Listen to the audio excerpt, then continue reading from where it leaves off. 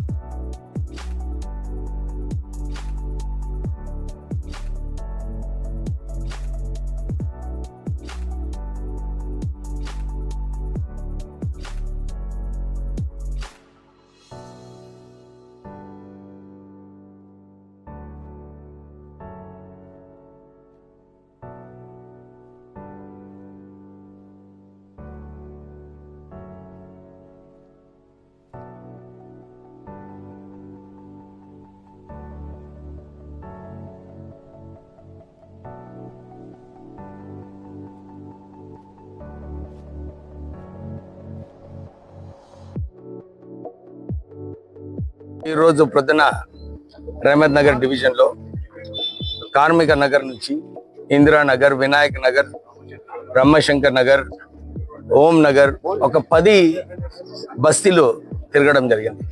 అన్ని చోట్ల కూడా ఇన్ని సంవత్సరాలు వారు నాలీల గురించి, సీసీ రోడ్ల గురించి ఏదైతే ఎదురు చూస్తున్నారో వాళ్ళందరికీ కూడా ఈ పనులు ప్రారంభమైనాయి.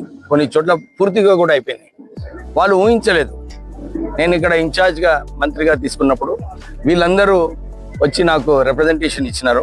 కానీ ఆ రోజు కూడా ప్రజలందరూ కూడా అనుకున్నారు, సార్ టీఆర్ఎస్ హయాంలో కూడా మాకు లెటర్లు ఇచ్చారు కానీ పని కాలేదని చెప్పి వాళ్ళు అందరికీ కూడా కొద్దిగా డౌట్ ఉండే.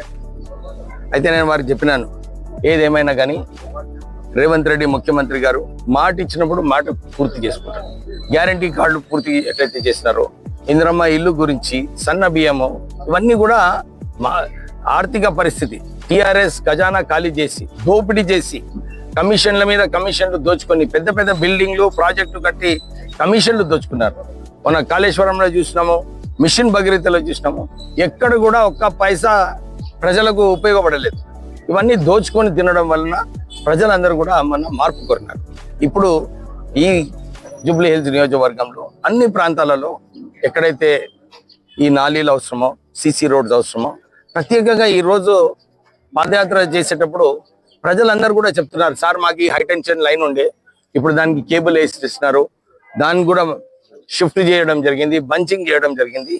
అంటే ఎస్పెషల్లీ ఎలక్ట్రిసిటీ డిపార్ట్మెంట్ ఈ జూబ్లీహిల్స్ ఏరియాలో అన్ని చోట్ల కూడా కోట్ల రూపాయలతో ఈ జూబ్లీహిల్స్ నియోజకవర్గంలో అన్ని చోట్ల కూడా, షేక్పేట్లో, ఇక్కడ రెహమత్ నగర్, బోర్బండ అన్ని చోట్ల కూడా అందరికీ ఇదే భరోసా ఇప్పిస్తున్నాము. కాంగ్రెస్ పార్టీ అంటే అభివృద్ధి, కాంగ్రెస్ పార్టీ అంటే ప్రజల పార్టీ, కాంగ్రెస్ పార్టీ అంటే ప్రజలు ఏం కోరుకుంటున్నారో అదే చేస్తారు. కాంగ్రెస్ పార్టీని మీరు ఇన్ని సంవత్సరాలు కాంగ్రెస్ పార్టీని సపోర్ట్ చేసి గెలిపించారు. మళ్ళీ ఒకసారి మంచి అవకాశం ఉంది. అందరూ కూడా కాంగ్రెస్ పార్టీని గెలిపియండి. అభివృద్ధి బాటలో మీ నియోజకవర్గాన్ని ముందుకు తీసుకెళ్తామని చెప్పి మళ్ళీ ఒకసారి ప్రజలకు అందరికీ కూడా భరోసా.